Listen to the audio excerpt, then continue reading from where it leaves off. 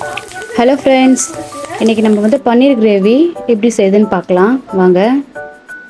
பன்னீரை வந்து மிளகாத்தூள், உப்புத்தூள், மஞ்சத்தூள், கரம் மசாலா கொஞ்சமாக போட்டு நல்லா மிக்ஸ் பண்ணி நாலா பக்கம் நல்லா பரட்டி எடுத்துக்கோங்க. ஃபுல்லாக கொஞ்சமாக எண்ணெய் ஊற்றி அதில் வந்து பன்னீரை போட்டுருங்க. பன்னீரை போட்டுட்டு நல்லா ப்ரௌனாக வர வரைக்கும் நல்லா திருப்பி திருப்பி விட்டுக்கோங்க. ப்ரௌனாக வந்தோடனே எடுத்து ஒரு பிளேட்டில் மாற்றிக்கோங்க. நம்ம பன்னீர் வதக்கின எண்ணெய் இருக்கு இல்லையா, அதுலேயே ஒரு 2 பட்டை, 4 ஏலக்காய், ஒரு பிரிஞ்சி இலை, 2 லவங்கம் போட்டு நல்லா வதக்கிக்கோங்க. வதக்கிட்டு 2 பச்சை மிளகாய் போட்டுக்கோங்க. போட்டுட்டு தக்காளி, வெங்காயம் ஒரு மீடியம் சைஸ் 3 வெங்காயம், மீடியம் சைஸ் ஒரு 5 தக்காளி போட்டு நல்லா வதக்கிக்கோங்க. நல்லா வதக்கணும்.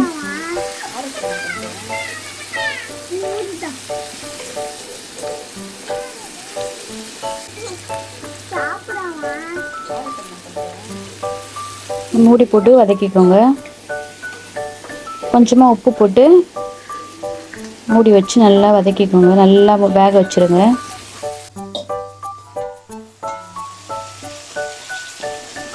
நல்லா வதங்கினதுக்கப்புறமா அதை ஆற வச்சு மிக்சியில் போட்டு நல்லா அரைச்சிக்கோங்க. மிக்சி ஜாரில் போட்டு அரைச்சிக்கோங்க.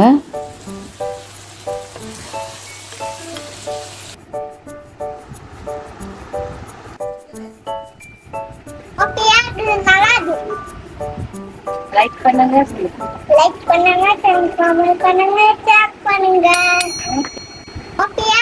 அதே பேனில் கொஞ்சமாக எண்ணெய் ஊற்றி 2 பட்டை, 2 ஏலக்காய், ஒரு 2 லவங்கம். ஆல்ரெடி நம்ம பட்டை லவங்கம் எல்லாம் போட்டிருக்கோம்ல, அதனால் கம்மியாகவே போட்டுக்கோங்க. போட்டுட்டு நல்லா வதக்கிக்கோங்க. அரைக்கும் போது பிரிஞ்சி இலை வந்து எடுத்துடணும், போட்டு அரைக்கக்கூடாது.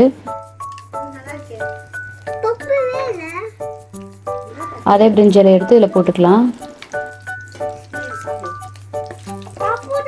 அப்புறம் ஒரே ஒரு பச்சை மிளகாய் அதை போட்டு நல்லா வதக்கிக்கோங்க. அப்புறமா உங்களுக்கு தேவைக்கேற்ற மாதிரி மிளகாத்தூள் போட்டுக்கோங்க. இது வந்து வீட்டு மிளகாத்தூள். கொஞ்சமாக கரம் மசாலா போட்டுக்கோங்க. உப்பு போட்டு ஆல்ரெடி தக்காளி எல்லாம் நம்ம உப்பு போட்டிருப்போம், அதனால் கொஞ்சமாக சேர்த்துக்கோங்க. கடைசி எல்லாம் வதக்கினதுக்கப்புறமா உப்பு பார்த்து நம்ம போட்டுக்கலாம். அப்புறம் அரைச்சி வச்சுருக்க தக்காளி, வெங்காயம், இந்த மசாலா எல்லாத்தையும் சேர்த்து நல்லா கிளறி விட்டுக்கோங்க. நல்லா எண்ணெயிலேயே நல்லா வதங்கிட்டு மிக்சி ஜாரை அலசி தண்ணியை அலசி அதில் ஊற்றிக்கோங்க.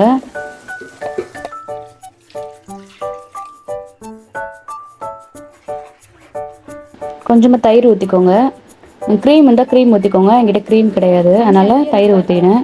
தயிர் வந்து கொஞ்சம் கம்மியாகவே ஊற்றுங்க, ஏன்னா புளிப்பாயிடும். அப்படி புளிப்பு டேஸ்ட்டு கொஞ்சம் அதிகமாக இருக்குமா தெரிஞ்சிச்சுன்னா இப்போ நாட்டு சர்க்கரையோ இல்லை நார்மல் சர்க்கரையோ கொஞ்சமாக லைட்டாக சேர்த்துக்கோங்க. அப்புறம் வறுத்து வச்சுருக்க நம்ம பன்னீரை அதில் சேர்த்துக்கலாம். சேர்த்துட்டு நல்லா கிளறி விட்டுருங்க. இந்த ஸ்டேஜில் பார்த்துக்கோங்க உப்புலாம் கரெக்டாக இருக்கான்னு. உப்பு கம்மியாக இருந்துச்சுன்னா உப்பு கொஞ்சம் சேர்த்துக்கோங்க.